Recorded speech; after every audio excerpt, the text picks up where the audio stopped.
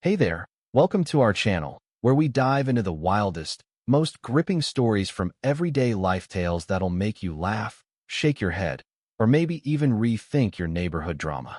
Picture this, a quiet cul-de-sac in Maplewood, Ohio, where the lawns are trimmed, the mailboxes match, and folks wave at each other like it's a Norman Rockwell painting. That's where I, Tom Bennett, thought I'd found my slice of the American dream 5 years ago when I bought my housey a cozy ranch style with a backyard big enough for barbecues and a shed I built myself, board by board, nail by nail. That shed wasn't just for storing my lawnmower or toolbox. It was my escape, my man cave, where I'd tinker with woodworking projects, sip a cold beer, and let the hum of suburbia fade into the background until Sheila Morgan moved in across the street, and my peaceful life turned into a suburban soap opera. Let me set the scene. My shed sat proudly in the backyard, a sturdy little structure I'd poured my weekends into, complete with a workbench and shelves I'd custom made. It was my sanctuary, the kind of place where you could lose yourself in the smell of sawdust and the satisfaction of fixing something with your own hands. I'd been in Maplewood for years, knew all my neighbors, old Mrs. Harper who baked the best pecan pies, Dave the mechanic who'd fixed your car for a six-pack, and we all got along. Then Sheila showed up, tall, sharp-tongued, always clutching a clipboard like she was the self-appointed mayor of the block. The house across from mine had been empty for months, so I was happy to see it sold, figuring new blood might keep things lively.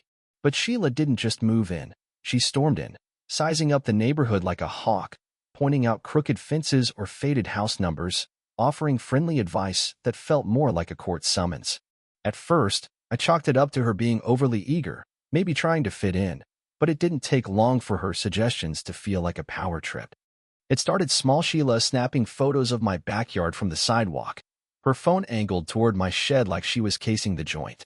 I'd catch her staring while I mowed the lawn, her eyes narrowed, scribbling on that damn clipboard. Once, I waved, trying to be neighborly, and she just turned and speed-walked away, like I'd caught her stealing cookies.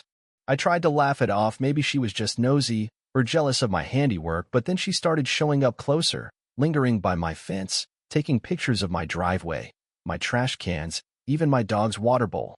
It was creepy, like I was living in a low-budget thriller, and my shed, my pride and joy, was her obsession. I'd lie awake at night, wondering what her deal was, feeling this knot in my gut that something bigger was brewing. Then came the knock.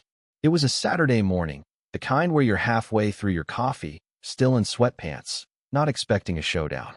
There's Sheila, standing on my porch, clipboard in hand, smirking like she's about to sell me a timeshare. "Morning, Tom," she says, her voice all syrupy condescension. "We need to talk about your shed. It's on my property." I blinked, coffee mug frozen halfway to my mouth. "Your property?" I said, thinking this had to be a prank. "Sheila, I built that shed years ago, got the permits, the survey, everything. It's mine." She didn't flinch, just tilted her head like I was a kid who didn't get it. "I've checked the property lines," she said, "and your shed's over the line. Take it down, or my lawyer will." I laughed, couldn't help it, but her smirk didn't budge. "Show me your proof," I said, trying to keep cool. She waved a hand, like my documents were monopoly money. "We'll see what the courts say," she snapped, then marched off, leaving me standing there, dumbfounded, my coffee going cold. That was the moment I knew this wasn't just a misunderstanding. Sheila was gunning for me, and I had no idea why. Maybe she hated the shed's color, or maybe she was just the kind of person who needed to control everything, like a suburban dictator with a vendetta. I dug out my paperwork, surveys, permits, all stamped and legal, and showed them to her the next day. She barely glanced at them, muttering about forgeries before storming off. Then things got weirder. She started rallying neighbors, spinning tales about my illegal shed, promising to lower HOA fees if they backed her. I overheard her once, cornering Dave at his mailbox, saying, "We're cleaning up this neighborhood, starting with Tom's eyesore." My shed? An eyesore? I'd spent months on that thing. It was like she was waging a one-woman war, and I was public enemy number one. Then it got dark. One night, I heard a noise in the backyard, faint, like metal scraping. I grabbed a flashlight, heart pounding, and found my shed's lock busted, the door ajar, tools scattered, and my favorite drill gone. I called the cops, filed a report, but without proof, they couldn't do much. That's when I went full home alone, installed security cameras, motion lights, the works. If Sheila was behind this, I'd catch her. And sure enough, a week later, my cameras did their job. I'm sipping my morning coffee, scrolling through footage, and there she is, Sheila, in a black hoodie, creeping through my yard at 2 a.m., hammer in hand. She pries open the shed, steps inside, and then bam, the floodlights hit her like a spotlight. She freezes, eyes wide, then bolts like a startled cat. I was livid, but also kind of thrilled. Gotcha. I called the cops again, showed them the footage. They questioned Sheila, who had the nerve to claim she was checking her property line, and accused me of harassment for having cameras. The cops didn't buy it, but without major damage, they could only file a trespassing report. Still, I wasn't backing down. Sheila upped the ante with a lawsuit, sending me a thick envelope stuffed with blurry maps and fake surveys, claiming my shed was hers. It reeked of desperation, but I wasn't fighting this alone. I hired Sarah Klein, a no-nonsense lawyer who took one look at Sheila's evidence and said, "This is a joke, Tom. We're gonna bury her." Sarah dug into Sheila's past and struck gold. Pulled this stunt before, in a town 2 hours away, faking documents to scam a neighbor out of land, pocketing a fat settlement before skipping town.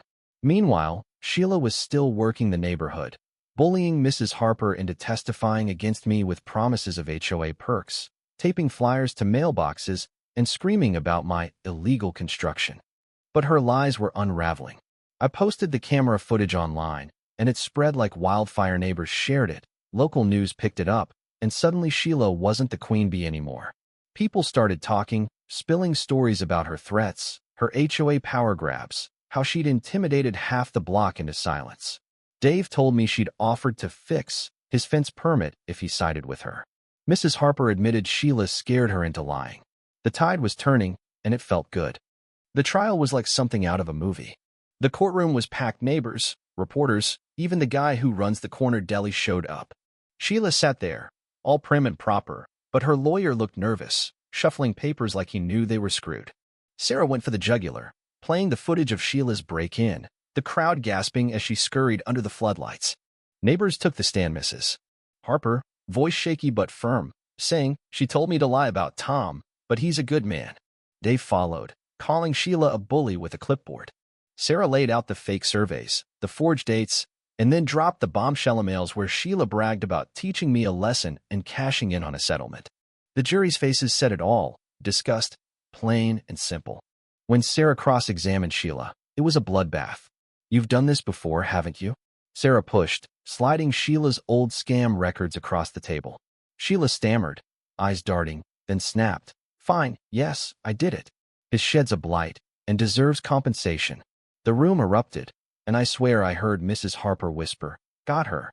The jury took 2 hours to decide. I won.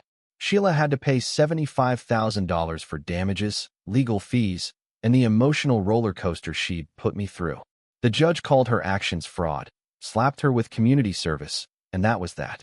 My shed was mine, and Sheila's reign was over. After the trial, Maplewood felt lighter. Sheila's house went up for sale the next day, that red "for sale" sign like a badge of defeat. When her moving truck pulled away, a few of us stood on the sidewalk, not celebrating, exactly, but sharing a quiet moment. Dave with his coffee, Mrs. Harper with her famous cookies. "You did us a solid, Tom," Dave said, and I felt something shift, like the neighborhood was ours again. I fixed up the shed, stronger locks, brighter lights, and turned it into a community repair hub, fixing chairs, bikes, whatever folks brought me. It wasn't just about the shed anymore. It was about us, about rebuilding what Sheila tried to tear apart. I even joined the HOA board, not to run things, but to keep it honest, to make sure no one else could pull a Sheila. Looking back, I'm not gonna lie, it was hell.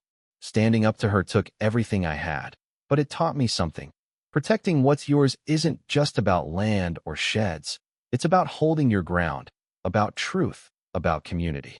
My shed's still there, same as ever, but now it's more than a workshop, it's a reminder of what we fought for. And here's the thing. I keep wondering, was Sheila just a bully, or was she desperate, driven by some twisted need to control?